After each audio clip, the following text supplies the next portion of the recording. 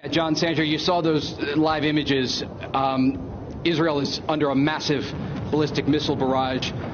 I have reported here for nearly 7 years and never seen such an attack against an Israeli city.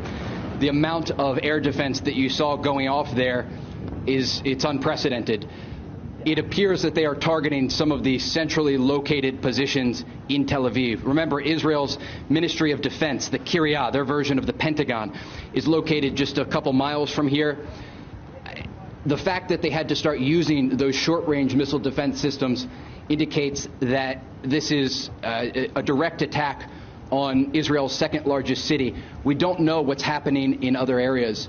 And we have to wait and gather more information to get a full understanding of what was targeted. But from what we could see and what you saw in those live images, massive explosions rocking the skyline. You could hear the explosions, flashes of light in Tel Aviv. That's when we made the decision to get a little bit more cover because this is an unprecedented moment for Israel.